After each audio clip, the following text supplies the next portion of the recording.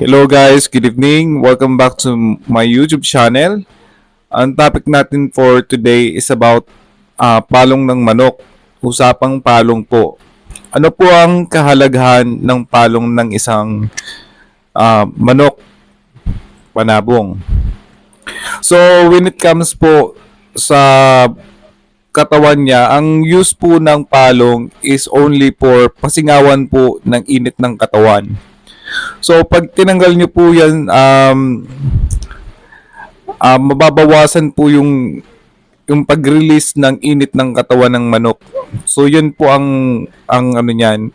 Kaya napapansin niyo guys sa mga farm or sa mga manukan, kapag inaalisan po ng palong, ginugupitan po yung balahibo sa puwet para po doon po mag-release ng init. Secondary option po ng manok ang pag-release ng init sa puwet ng manok. Yun po. So when it comes naman po sa breeding, ang purpose ng may palong is para hindi po matakot yung mga inahin na lapitan po yung broodcock natin, yung stag. So napapansin nyo guys, kapag wala na siyang palong o malinis na po siya, yung mga inahin natin, ilag na ilag. So ang akala kasi ng inahin, yung lalaki na isasalang natin is yung parang babae na siga na naghahanap ng away. So yan po. So yun ba ang rason kung bakit ayaw ng mga breeders na tanggalan po siya ng palong.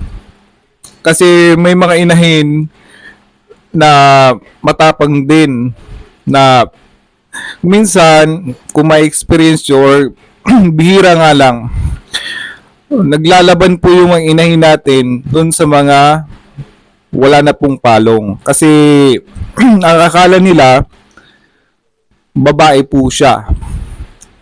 So yun po. So ang palong naman, pag hindi mo tinanggal sa oras ng laban, halimbawa sa derby, nakakadagdag po siya ng timbang. So ang mga karamihan sa mga naglalaban sa derby, lahat po karamihan is clean cut para po bawas timbang. Mabigat din kasi yung palong, lalong-lalo na yung mga straight comb. So yan po ang ano niyan, ang kahalagahan, bawas timbang sa oras ng laban. Tapos may isa pa, bawas po dun sa matutuka ng kalaban. Ano yan, malaking advantage din po na yung sa oras ng laban is yung walang palong, malinis, kasi walang matutuka sa mukha niya para kapitan at paluin ng kalaban. So yan lang po ang kahalagahan ng palong ng manok.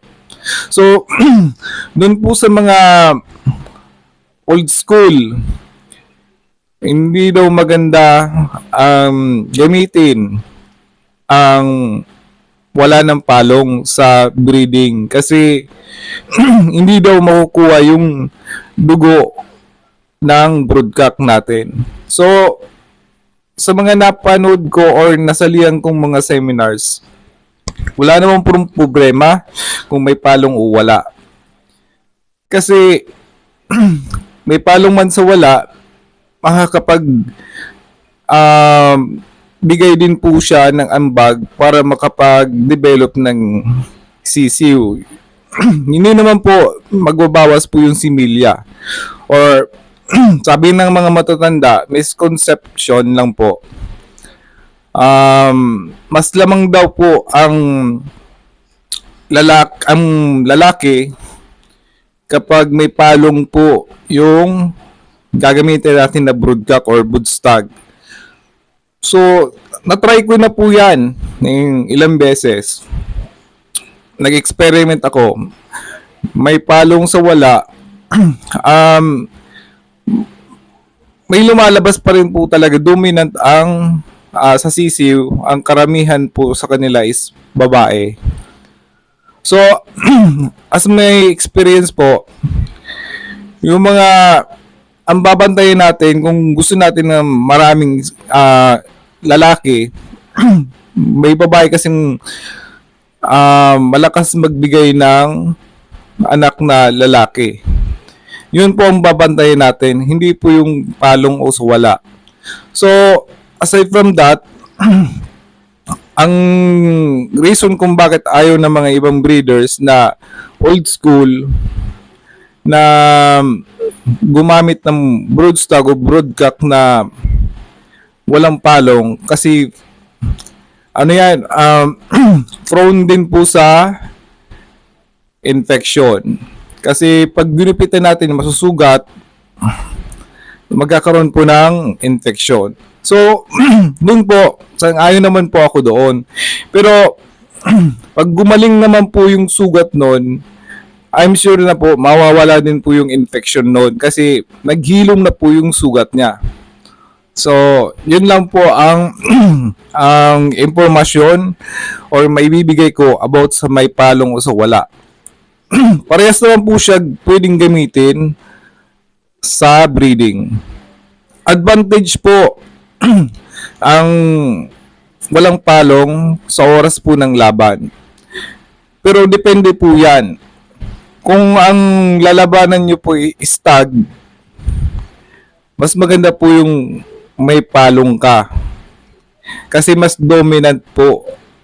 Mas dominant po tingnan.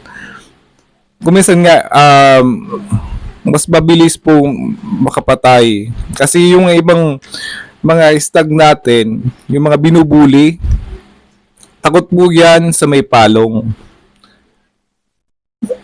So hanggang sa muli guys, thank you for watching. This is the channel, Give It DIY TV. Hanggang sa muli guys. Yung mga hindi pa pala nag-subscribe, please subscribe to my YouTube channel. Salamat po.